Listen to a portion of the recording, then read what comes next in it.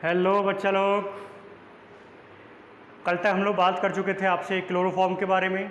कल मैंने आपसे हेलोफॉर्म रिएक्शन के बारे में बात किया था। क्लोरोफॉर्म की कुछ प्रॉपर्टीज़ मैंने आप लोगों को बताई थी। उपयोग आप लोग जानते ही हैं क्लोरोफॉर्म का, कई बार आपने पिक्चरों में देखा भी होगा। मूवीज़ में हम लोग यूज़ करते हैं क्लोरोफॉर्म का किडनैपिंग वगैरह करने के लिए। हालांकि इसके अलावा भी बहुत सारे यूज़ होते हैं। एक बात याद रखना आप लोग कि अगर आपका प्योर क्लोरोफॉर्म है तो वो कभी सिल्वर नाइट्रेट के साथ रिएक्ट नहीं करेगा। ये मैं क्यों बता रहा हूँ कि एक और ऑब्जेक्टिव आया था कि बताइए निम्न में से क्लोरोफॉर्म किसके साथ रिएक्ट नहीं करता यदि शुद्ध अवस्था में है, तो वो क्या होता है? सिल्वर नाइट्रेट होता है।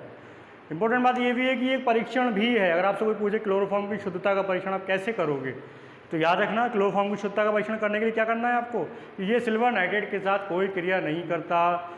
कार्बन एमिन अभिक्रिया दे रहा है, इट्स मीन वो प्योर होगा, क्योंकि अगर वो इम्प्योरिटीज में होंगी तो वो कार्बन एमिन अभिक्रिया भी नहीं देता है। ठीक है। बहरहाल आज मैं दूसरा टॉपिक लेके आया आपके लिए। टॉपिक का नाम है आपका हेलोएरीन। जब बेंजीन में हेलोजन आ जाए। ओके, बेंजीन में आपका हेलोजन आ जाए, दो प्रकार से बनते हैं अगर आप जानते हैं, या तो डायरेक्ट बेंजीन में आपका हेलोजन आ जाए या बेंजीन में लगी हुई पार्श्व श्रृंखला में आपका हेलोजन आ जाए। मैं आज से आपसे बात करने जा रहा हूँ कुछ इंपॉर्टेंट बातें उस हेलोएरीन के बारे में। इस पे आप थोड़ा ध्यान दीजिए। फिर हम लोग मेथड्स ऑफ प्रिपरेशन की बात करेंगे, प्रॉपर्टीज़ की बात करेंगे और ये टॉपिक आपका फिनिश हो जाएगा। लेकिन ध्यान दीजिए आप कुछ बातों पे। सपोज दैट ये मैंने बना रखा है हेलोएरीन, ठीक है, ये हेलोएरीन, और इसके साथ में मैंने ले लिया एक कंपाउंड ये हेलो एल्केन। तो एक हेलोएरीन है और एक हेलो एल्केन है। कुछ क्वेश्चंस यहाँ पे मैं लेके आया हूँ बढ़िया, उनसे बेसिक आपका क्लियर होगा, थोड़ा सा आपको आसानी होगी समझने में। पहली बात तो ये इन दोनों में ये जो बॉन्ड है, कौन सा बॉन्ड? Carbon halogen bond. इसमें जो कार्बन हेलोजन बॉन्ड है, इन दोनों की मैं आपसे बात कर रहा हूँ। ठीक है, इनमें जो आपका कार्बन हाइड्रोजन बॉन्ड है और इसमें जो कार्बन हाइड्रोजन बॉन्ड है, तो पहला क्वेश्चन ये है कि इन दोनों में उपस्थित कार्बन हेलोजन बॉन्ड जो है उस बॉन्ड में कौन ज़्यादा स्थायी बॉन्ड है। मैं कई सारे प्रश्न यहाँ पे बनाने वाला हूँ। इन दोनों में कौन ज़्यादा स्टेबल होगा, हेलोएरीन वाला या हेलो एल्केन वाला? दूसरा क्वेश्चन, दो चार क्वेश्चन बोल दे रहा हूँ, बाद में इकट्ठे एक्सप्लेन कर दूंगा। इन दोनों में कौन सा बॉन्ड ज़्यादा स्टेबल होगा, कौन सा ज़्यादा स्थायी बंध है? तीसरा क्वेश्चन, किसकी रिएक्टिविटी ज़्यादा है? हालांकि सब मिलते जुलते हैं, किसकी रिएक्टिविटी ज़्यादा है? और एक क्वेश्चन और जोड़ देता हूँ यहाँ पे, याद रखने वाली बात है, आप ध्यान रखना, किसका डाइपोल मूवमेंट ज़्यादा होता है? ठीक है। हालांकि ये क्वेश्चन इसके संदर्भ में ना आके दूसरे संदर्भ में आता, लेकिन फिर भी मैं बात करूँगा आपसे। तो बेटा इस कॉन्सेप्ट को समझने के लिए पहले आप दो बातें समझिए। इसमें जो कार्बन है ये वाला, ये डबल बॉन्डेड कार्बन है। अगर आपको पता हो, मैं इसको ऐसे करके लिख दे रहा हूँ, ये डबल बॉन्डेड कार्बन है। ठीक है बात? आप जानते हैं डबल बॉन्डेड कार्बन जो होता है वो sp2 संकरित है, यानी इस पर कैसा है, sp2 हाइब्रिडाइजेशन। जब इस पर sp2 हाइब्रिडाइजेशन आएगा, इट्स मीन 33% एस करेक्टर होता है इसमें, S2p यानी 300 डिवाइडेड बाई 3, 33% आपका एस करेक्टर है। यहाँ पे अगर बात करें तो इस कार्बन पे sp3 हाइब्रिडाइजेशन है, 25% आपका एस करेक्टर। और ये बात हम पहले से जानते हैं, S character is more electronegative character. इस मीन एस करेक्टर जिसमें भी ज़्यादा होता है वो इलेक्ट्रॉन की अट्रैक्टिंग पावर उसकी ज़्यादा होती है, ऋणात्मकता उसकी ज़्यादा होती है। इसका मतलब है कि यहाँ पर इलेक्ट्रॉन खींचने का पावर ज़्यादा है।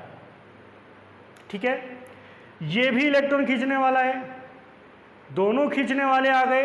तो जब दोनों खींचने वाले आ जाएंगे तो क्या होगा, दोनों खींचने वाले आ जाएंगे, देखिए ये Cl है यहाँ पर, ओके, तो यहाँ पे क्या लगा हुआ है, sp2 संकरित। दोनों इस खींचने वाले आते हैं तो पोलैरिटी कम हो जाती है।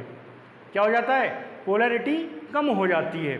यहाँ पे देखिए sp3 संकरित 25% एस करेक्टर कम है, इतनी आसानी से नहीं खींचेगा, उसकी पोलैरिटी क्या हो जाएगी, ज़्यादा हो जाएगी, पोलैरिटी ज़्यादा हो जाएगी।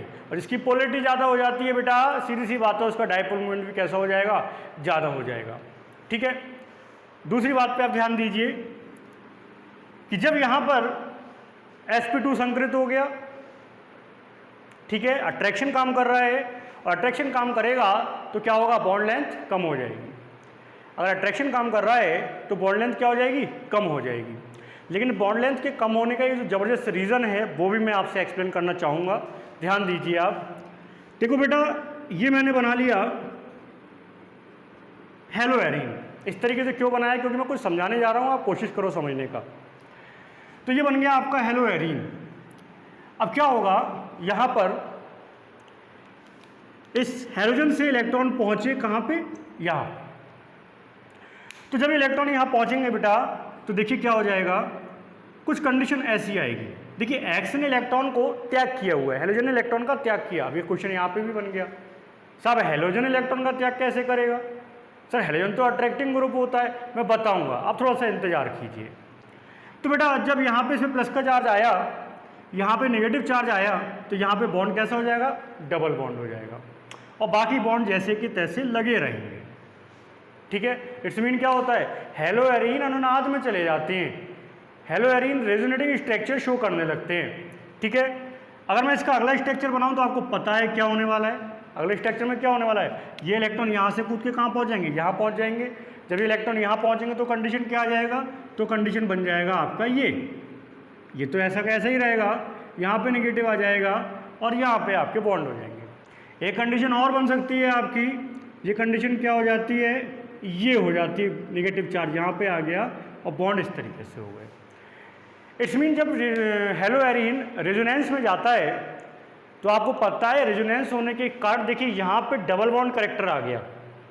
कंप्लीट डबल बॉन्ड नहीं होता, यहाँ पे क्या होता है, डबल बॉन्ड करेक्टर आ जाता है, इस तरह की डबल बॉन्ड करेक्टर। और आप जानते हैं सिंगल बॉन्ड की तुलना में डबल बॉन्ड का जो बॉन्ड लेंथ होता है वो क्या होता है, कम होता है। यहाँ पर अगर नॉर्मल बात करूँ मैं, कार्बन हेलोजन की अगर कार्बन Cl की बात करूँ तो इसका बॉन्ड लेंथ होता है 1.69, लेकिन अगर यहाँ पे बात करूँगा तो ये रह जाता है यहाँ पे 1.78 होता है, लेकिन यहाँ घट के रह जाता है 1.69। बॉन्ड लेंथ कम हो जाती है ड्यू टू रेजोनेंस। ठीक है बात, बॉन्ड लेंथ कम हो गया। अब एक क्वेश्चन ये भी था कि अगर हेलोजन है तो फिर इलेक्ट्रॉन देगा क्यों। बेटा ध्यान दीजिए आप, हेलोजन ये बात तो सही है, इलेक्ट्रॉन अट्रैक्टिंग ग्रुप होता है, माइनस आई इफेक्ट दिखाता है, लेकिन रेजोनेंस के कारण यहाँ वो माइनस आई की तुलना में प्लस आर इफेक्ट दिखाना शुरू कर देगा, रेजोनेटिंग इफेक्ट दिखाना शुरू कर देगा।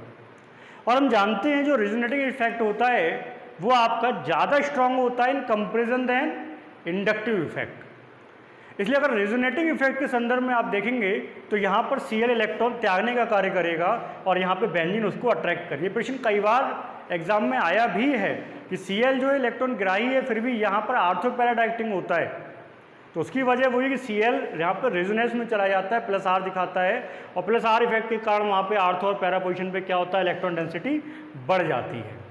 ठीक है, तो इसको आप याद रखिए। एक क्वेश्चन और बताता हूँ आपको, आप ध्यान दीजिए इस पर।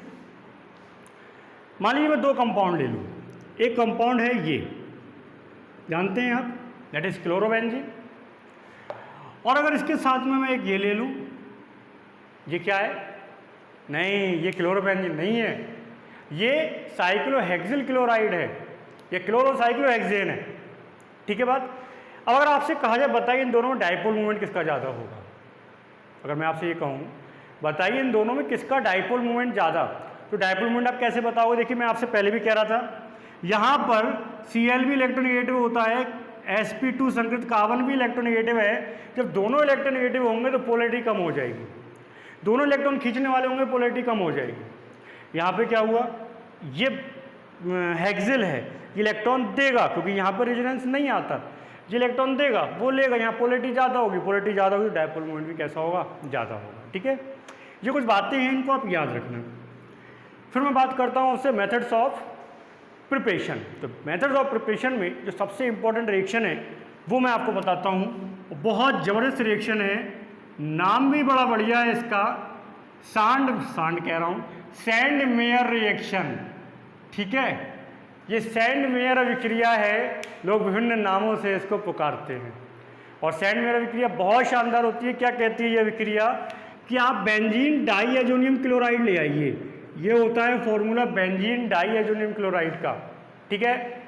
तो बेंजीन डाईएजोनियम क्लोराइड का रिएक्शन कराइए आप कई कंडीशंस में, जैसे CuCl HCl ले लीजिए आप, CuBr HBr ले लीजिए आप, ठीक है।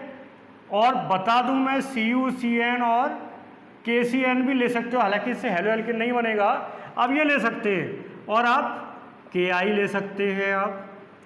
तो क्या होगा जब आप ये लेके आते हैं तो ये बन के तैयार हो जाता है क्लोरोबेंजीन, HCl बाहर, N2 अलग। यहाँ पे करेंगे तो क्या हो जाएगा, ये बनेगा ब्रोमोबेंजीन और यहाँ पे HCl तो निकलना ही निकलना है क्योंकि ये वाला Cl रिप्लेस हो रहा है। HCl बाहर, N2 बन गया। यहाँ पे क्या बने, ध्यान रखना ये साइनोबेंजीन बन रहा है, इसका इससे कोई संबंध नहीं है, लेकिन मैं फिर भी आपको बता दे रहा हूँ। KCl निकल गया N2 और यहाँ पे क्या बन जाता है आपका आयोडोबेंजीन। लेकिन फ्लोरोबेंजीन बनाने के लिए हम लोग एक स्पेशल रिएक्शन का प्रयोग करते हैं। जब आप फ्लोरोबेंजीन बात करते हैं तो फ्लोरोबेंजीन बनाने की स्पेशल रिएक्शन है, याद रखना। उसको भी एक नाम मिला हुआ है, उसको कहते हैं हम लोग बाल्ज-शीमान अभिक्रिया। क्या कहते हैं हम लोग, बाल्ज-शीमान अभिक्रिया कहते हैं उसको, ठीक है बेटा। तो क्या कहती है बाल्ज-शीमान अभिक्रिया, इस पे ध्यान दीजिए आप।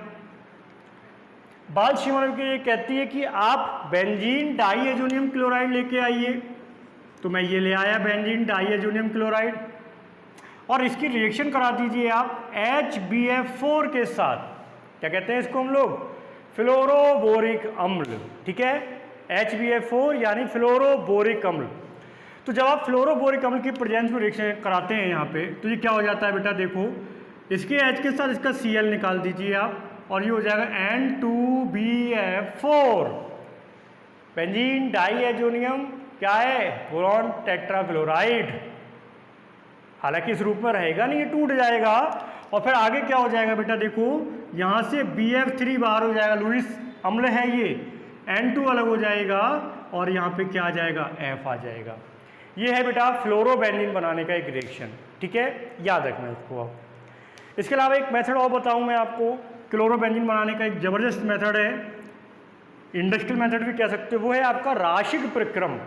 कौन सा होता है, राशिक प्रक्रम कहते हैं इसको। और राशिक प्रक्रम क्या कहता है, इस चीज़ को समझो आप। राशिक प्रक्रम ये कहता है कि भैया मैं तो बहुत आसान हूँ, भैया बेंजीन ले आओ और मेरे पास में क्या ले आना, आप HCl और O2 का मिक्सचर जो है वो मेरे ऊपर प्रवाहित कर दो।